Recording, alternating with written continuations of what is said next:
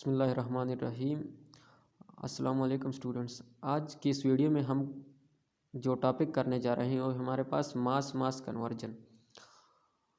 ये अगर आपको किसी प्रॉब्लम में रिएक्टेंट का मास दिया गया हो और आपसे प्रोडक्ट का मास मांगा गया हो, या प्रोडक्ट का मास देकर रिएक्टेंट का मास जो है वो रिक्वायर्ड हो, तो उसके लिए हम मास कन्वर्जन यूज़ करते हैं। ठीक है, तो इस तरह के प्रॉब्लम्स जो है वो एग्ज़ाम में भी आते हैं और एंट्री टेस्ट के हवाले से भी बहुत इम्पोर्टेंट होता है। ठीक है, ये तो इसको हम बेसिकली जो है,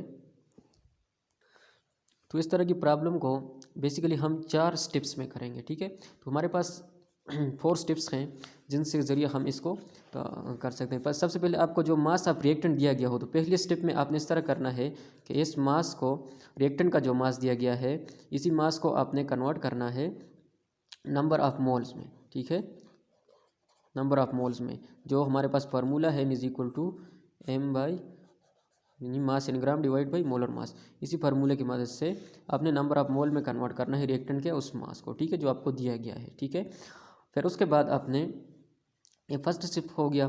सेकंड स्टेप में आपने इस तरह करना है कि नंबर ऑफ़ मोल को जब यहाँ पर है तो आपने कन्वर्जन फैक्टर को इस्तेमाल करके जो आपको बैलेंस केमिकल इक्वेशन दिया गया है, तो वहाँ से आपने मोल की जो रेशो है वो फाइंड आउट करनी है। ठीक है, मोल की रेशो आपने निकालनी है और उसके बाद आपने number of mole of product मालूम करने। ठीक है ना, number of moles of product,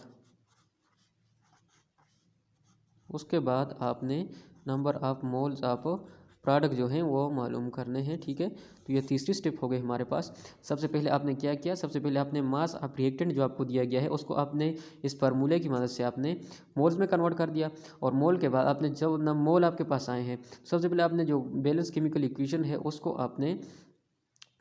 आपने इस्तेमाल करते हुए कन्वर्जन फैक्टर को लाकर आपने मोल की जो रेशो है, तो वो आपने मोल की रेशो आपने जो है मालूम की। वहाँ से फिर आपने मोल ऑफ प्रोडक्ट जो है कंपैरिजन से आपने मोल ऑफ प्रोडक्ट जो है वो मालूम किया, number of moles of product को फिर लास्ट स्टेप में आपने फिर जो है मास में कन्वर्ट कर देना है। ठीक है, फिर आपने उन number of moles of product को मास में कन्वर्ट, फिर अगेन इसी फार्मूले से। ठीक है, यहाँ पर आपने mass is equal to number of mole multiply by molar mass of that product. ठीक है, तो इससे आपने इस फार्मूले की मदद से यहाँ पर, अब देखें, ये जब रिएक्टेंट आपको दिया गया है और आपसे प्रोडक्ट का मास मांगा जा रहा हो, ठीक है, तो ये इस तरह इन 4 स्टेप्स में आप आएंगे। अब अगर आपको कोई प्रोडक्ट दिया गया हो और आपसे रिएक्टेंट मांग गया हो, तो आपने फिर जो है अपोजिट साइड पे जाना है। इन 4 स्टेप्स के अपोजिट साइड पे इस तरह जाना है आपने। ठीक है, ये 4 स्टेप पे आपने उस प्रोडक्ट की मास को मोल में कन्वर्ट करना, फिर उस मोल को फिर रेशो जो है निकाल कर आपने मोल ऑफ रिएक्टेंट और मोल ऑफ रिएक्टेंट को फिर दोबारा मास ऑफ रिएक्टेंट में कन्वर्ट कर दो, फिर अपोजिट साइड पे आप जो है इसको कर सकते हैं। ठीक है, तो सबसे पहले अब हम इस पर प्रॉब्लम सॉल्व करते हैं इन स्टेप को हम फॉलो करते हुए। ठीक है, आपके पास एक प्रॉब्लम है जिसमें आपको देखें दिया गया है कि what mass of aluminum oxide is produced from 14.5 gram of aluminum metal when it react completely with O2 gas. ये आपको नीचे एक बैलेंस केमिकल इक्वेशन दिया गया, आपको बता रहा है कि अगर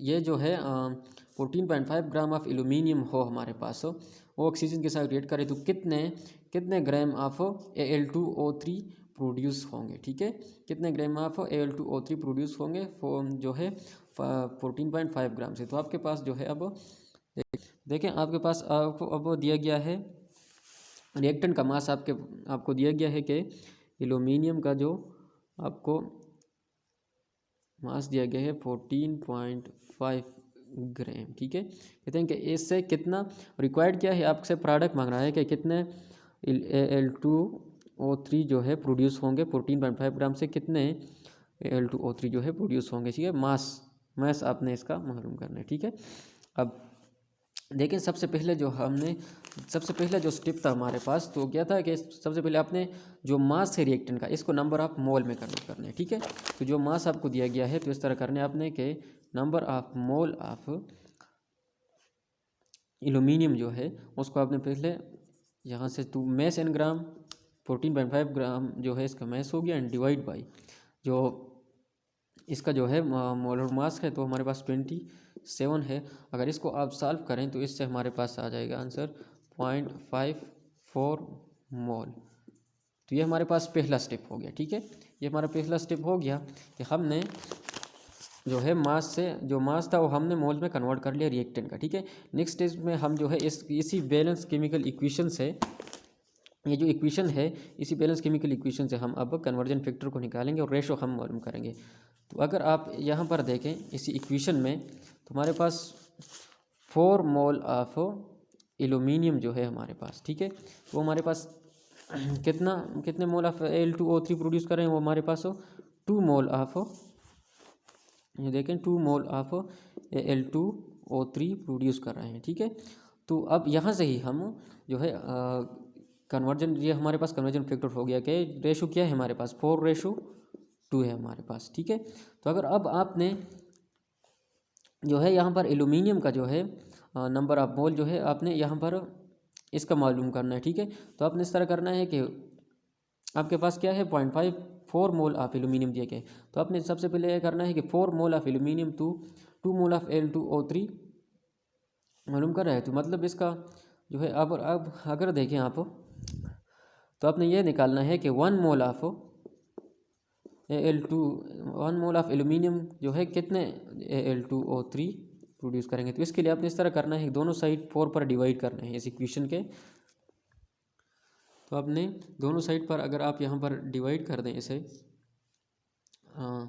4 पर, ठीक है, तो ये आपके पास कैंसिल हो गया। अब आपने 1 मोल ऑफ एल्यूमिनियम जो है हमारे पास वो 2/4 मोल ऑफ Al2O3, या इस तरह लिख सकते हैं कि 1 मोल ऑफ एल्यूमिनियम जो है वो 0.5 मोल ऑफ Al2 आपको देगा, Al2O3 देगा, ठीक है। तो अब आपने comparison ratio number of mole of product मालूम कर लिया, ठीक है। तो ये हमारे पास तीसरा स्टेप हो गया आपके पास कि मोल ऑफ प्रोडक्ट आपने मालूम कर लिया, ठीक है। अब इसके बाद जो है स्टेप आपने करना है कि यही number of mole of product जो है मैस में कन्वर्ट करने, तो आपके पास फाइनल आंसर आ जाएगा, ठीक है। तो अब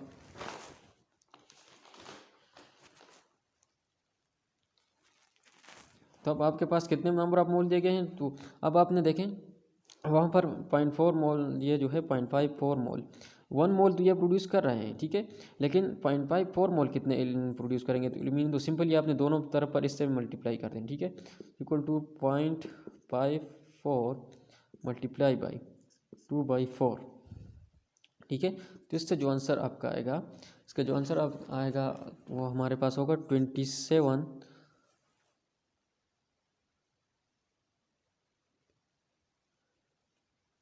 अच्छा, तो ये हमारे पास 1 मोल से हो गया, ठीक है। तो अब आपने क्या करना है कि आपने ये मालूम करना है 0.54 मोल ऑफ एल्यूमिनियम जो है वो कितने मोल ऑफ Al2O3 प्रोड्यूस करेगा।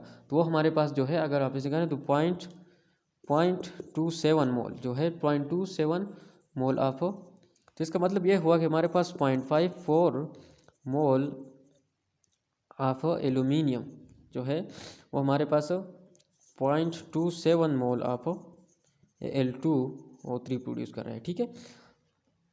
अब अगर आपको मोल में दिया होता तो यहाँ तक आपका जो है वो आंसर जो है ये आंसर काफ़ी था। लेकिन अब आपसे मैथ्स में मांग रहा है तो फाइनल स्टेप हम ये करेंगे कि हमने इसको मैथ्स में कन्वर्ट करना है, ठीक है। तो हमारे पास फार्मूला क्या है कि mass in gram is equal to number of mole multiply by mole और मास जो हमारे पास है। तो नंबर ऑफ मोल हमारे पास क्या है 0.27 मोल, ठीक है। नंबर ऑफ मोल हमारे पास 0.27 मोल है, ठीक है। तो अब इसके साथ आपने मल्टीप्लाई कर देना है जो इसकी मोल और मास है, तो ठीक है। तो मोल और मास हम किस तरह इसको मालूम करेंगे कि देखें हमारे पास क्या है Al2, ये है हमारे पास